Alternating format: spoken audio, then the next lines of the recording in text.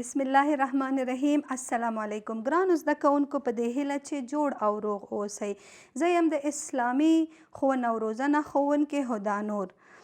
خرابه شو ګرانو زده کوونکو زموږ تیر شوي درسونو ته چې هغه هم شرعي حکمونو اوله برخه وه. هغه څه باره کې وه؟ هغه موضوع وه د اوامر.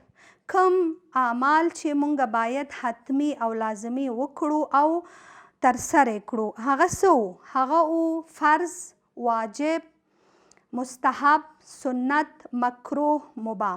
همدغه رنګ زمونږ نننی درس د شرعي حکمونو دویمه برخه ده. رابه شو ګرانو زده کوونکو د شرعي حکمونو دویمه برخې ته چې هغه هم نواهي دي.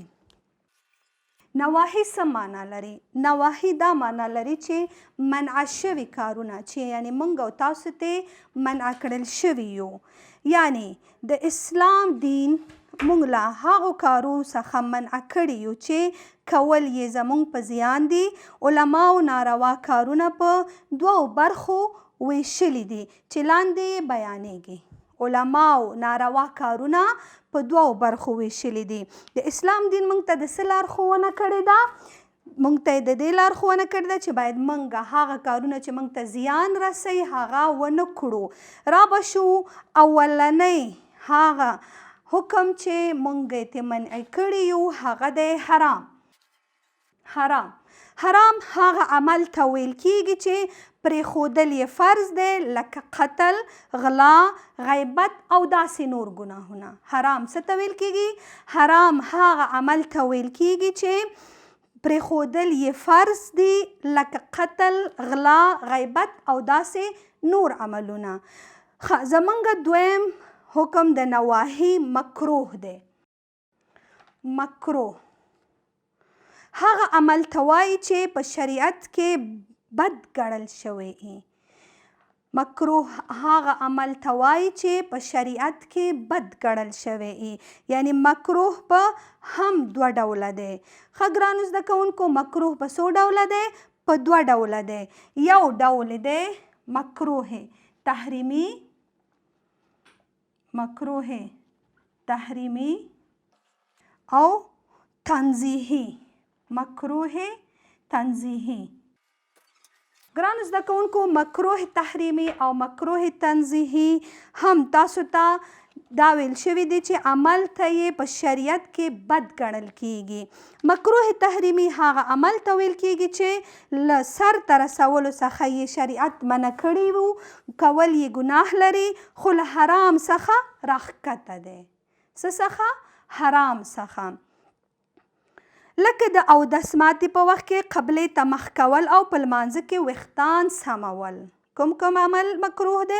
یعنی څوک چې قبلې خوا مخ اړوي د اودس ماتې وخت کې او په لمانځه کې ویښتان سموي.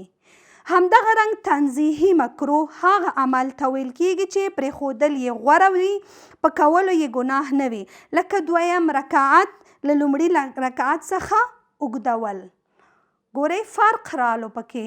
دې دپاره دا مکروه تنزیهي دی چې هغه عمل ته ویل کیږي چې پرېښودل یې غوره وي، چې باید موږ داسې ونه کړو. بهتره دی چې ویې نه کړو، په کولو کې یې ګناه نه وي. لکه دویم رکعت له لومړي رکعت څخه اوږدول.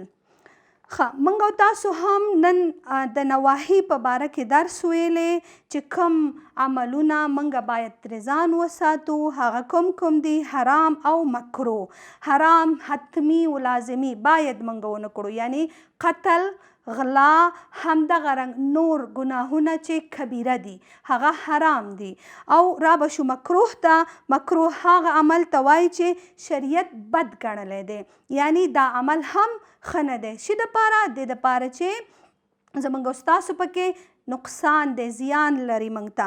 نو رابه شو د مکروه دوه برخو ته چې هغه هم تحریمي مکروه تحریمي او مکروه تنزیهي او چې موږ او تاسو په دې اړه درس ویلی، او په دې هیله چې تاسو شرعي حکمونو دویمه برخه هم په صحیح توګه یاده کړې وي.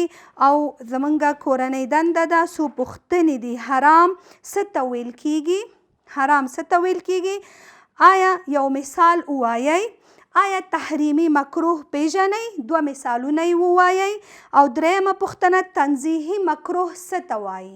مکروه تنزیهي څه ته وایي؟ څو مثالونه یې په لمانځه کې ذکر کړئ. 4م سوال د حرامو او فرضو ترمنځ څه توپیر دی؟ د حرامو او د فرضو ترمنځ څه توپیر دی؟